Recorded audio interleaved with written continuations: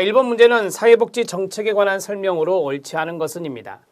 여러분, 문제 지문이 이렇게 길잖아요. 그런데 제가 항상 말씀드렸던 게 뭐냐면 사회복지가 들어가는 것은 가치 중립적이 아니라 가치 지향적입니다 라고 강조했고, 그걸 강조한 이유가 뭐예요? 계속해서 역대 기출문제에서 그 지문을 활용해 왔단 말이에요. 이 문제가 아무리 긴들 그것을 정확하게 하나만 알고 있었으면 이 문제를 푸는데 지장이 없습니다. 그래서 이 문제는 지문이 길다 뿐이지 난이도는 합니다. 아주 쉬운 문제가 된다. 이렇게 보시면 되겠습니다. 자, 보시죠. 사회복지정책은 국민의 복지 증진을 위해 복지국가가 사용하는 수단입니다. 그리고 개인의 잠재 능력을 향상, 사회통합은 소득 재분배와 함께 사회복지정책의 주된 기능이라 말할 수 있습니다.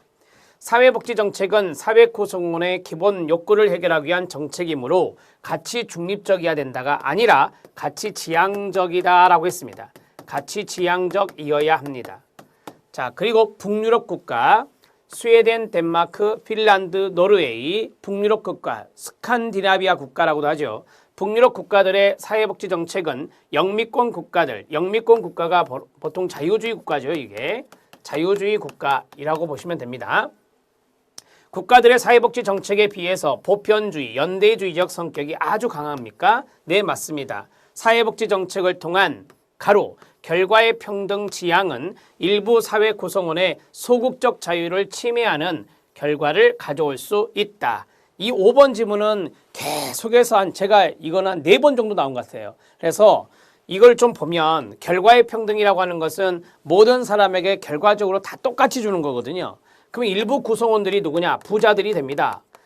부자들이 돼요. 그럼 부자들에게 걷어서 모든 사람에게 똑같이 줘야 되는 것이니까 이 부자들은 침해받을 수 있는 게 뭐냐면 소극적 자유예요. 소극적 자유는 남에게 간섭받지 않을 자유거든요. 이 부자들은 간섭을 받을 수 있다라고 하는 거죠. 부자들은 간섭받을 수 있겠죠. 왜? 자기들이 가지고 있는 것을 내놔야 되기 때문에 간섭받을 수 있는 겁니다. 그래서 소극적 자유를 침해하는 결과를 가져올 수 있다. 맞습니다. 5번 지문은 상당히 매력적인 지문이라 조심하십시오. 알아두십시오라고 몇 번이나 말씀드렸습니다. 답은 3번입니다. 1번 문제 잘 기억해 놓으십시오. 문제가 나쁘다는 게 아니에요. 문제는 좋아요. 좋은데 우리가 앞에서 기출문제에서 나왔던 내용들을 잘만 점검했으면 답을 찾기는 쉬운 난이도가 그리 높지 않은 문제다. 이렇게 말씀드릴 수 있겠습니다. 2번 문제 들어갑니다. 자, 2번 문제는 역사 문제입니다. 사회복지 정책의 역사 문제인데요. 옳지 않은 것은입니다. 우리가 이제 앞에 지역사회복지에서도 여러 가지가 세팅된 문제를 보셨죠. 첫 번째 독일이 나왔고요. 우리나라가 나왔습니다. 미국이 나왔고요. 또 우리나라가 다시 등장하고요. 영국이 나옵니다. 이런 식으로 여러 가지 것을 세팅하는 출제자들의 욕심이 많이 보이는 문제들이 있습니다. 1883년 독일 질병보험은 최초의 사회보험이다. 이것도 많이 나왔던 지문. 자, 우리나라 건강보험과 국민연금 중에 적용 범위가 농어민까지 먼저 확대된 것은 국민연금이다. 아니죠. 건강보험이 먼저예요. 국민연금이 나중이거든요. 그래서 이 농어민으로 먼저 가고 그 다음에 도시지역으로 확대가 되잖아요. 자, 먼저 농어민으로 간 것이 바로 건강보험입니다. 물론 그 당시에는 건강보험이라 하지 않고 의료보험이라고 했어요. 의료보험이라고 했던 것입니다. 의료보험이 나중에 국민건강보험으로 바뀌게 되는 거 아닙니까? 이게 이제 1988년이 되는 것이고요. 자, 국민연금은 우리가 이제 도시 자영업자까지 확대되면서 전 국민으로 확대된 거, 그게 바로 98년이에요. 근데 지금 여기 농어민으로 한정을 했단 말이에요. 그래서 국민연금은 95년입니다. 국민연금은 95년이에요. 국민연금은 1995년에 농어민까지 확대가 되는 것입니다. 이렇게 정리해 주시면 되겠습니다. 그래서 2번이 잘못되었어요. 1980년대 미국의 의료부조 메디케이드가 있네요. 자, 그 다음에 요보아동부조 AFDC가 있습니다. 등의 공공부조 급여 수준이 삭감됐다라고 했어요. 여러분 1980년대 미국을 아십니까?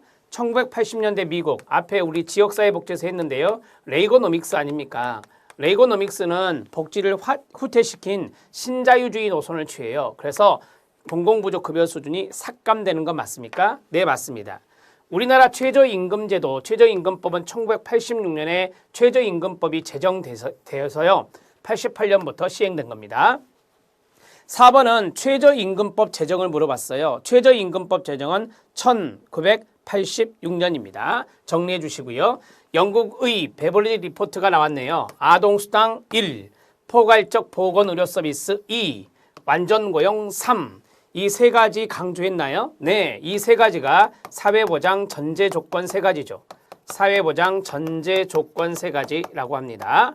베벌리 리포트에서는 상당히 중요한 내용들이다 이렇게 말씀을 드렸었고요. 이 아동수당과 동의어는 가족수당이 되겠습니다. 자, 답을 해결했습니다. 답은 2번이 답이 됩니다. 2번 문제, 역사 문제 잘 기억해 놓으세요. 정책에서는 역사 문제가 반드시 출제됩니다. 자, 정리가 됐고요. 3번 문제 들어갑니다. 자, 3번 문제는 다음에서 설명하는 이념은이라고 했습니다. 쉽습니다. 자본주의에 대해서는 긍정적이랍니다. 그러면은 마르크스주의는 아니네요. 사회복지 정책에 대해서 부정적이랍니다. 그러면은 복지를 후퇴시키네요. 시장 개방하죠. 노동의 유연성 강조하죠. 탈규제하죠. 민영화하죠. 답을 말씀하세요. 신자유주의입니다. 이걸 모르시면 안 돼요. 이념의 가장 기본적인 거 아닙니까? 신자유주의는 많이 출제가 된다라고 말씀을 드렸었고요. 자, 우리가 이제 여기에서 사회민주주의가 있고 폐비한 사회주의가 있잖아요. 이게 서로 같은 개념이에요. 공통적인 거거든요. 그래서 3번이 답이 되면 5번도 답이 될 수 있는 것이에요. 이렇게 정리하시고요. 국가 개입주의가 나오네요. 마르크스주의가 국가 개입주의와 연관성이 있어요. 국가가 개입해서 계획 경제를 하는 것, 이런 것들이 이제 마르크스주의와 연관성이 있거든요. 이런 식으로 생각하면 답이 축소가 될 수 있어요. 답은 1번이 됩니다. 자, 이제 4번 문제 들어갑니다. 자, 4번 문제는 보건복지부 지역자율형 사회서비스 투자사업입니다. 자, 이것 좀 알아놓으시면 좋겠는데요. 지역자율형 사회서비스 투자사업. 이게 이제 세 가지 것이 하나로 통합된 거거든요. 2015년에 지역사회 투자 서비스 사업이 있죠. 플러스 여기에 있는 가사 간병 지원 플러스 산모 신생아 건강관리 지원입니다. 신생아 지원이라 할게요. 그냥 요 세 가지가 합쳐져서 지역 자율형 사회 서비스 투자가 돼요. 이렇게 정리가 됩니다. 자, 여기 있는 치매 환자 가족 휴가 지원이나 장애인 활동 지원도 바우처로 하고 있는데요. 여기 있는 지역 자율형 사회 서비스 투자 사업에 들어가지는 않습니다. 그래서 기업과 디귿이 답이 되겠습니다. 답은 2번이 답이 됩니다. 자, 보건복지부 지역 자율형 사회 서비스 투자 사업. 이것은 세 가지가 통합됐다. 몇 년에? 2015년에. 시작. 지역사회 투자 서비스. 그 다음 가사 간병 지원. 그 다음에 산모 신생아 지원. 이렇게 세 가지를 정리하시면 되겠습니다. 답은 2번입니다.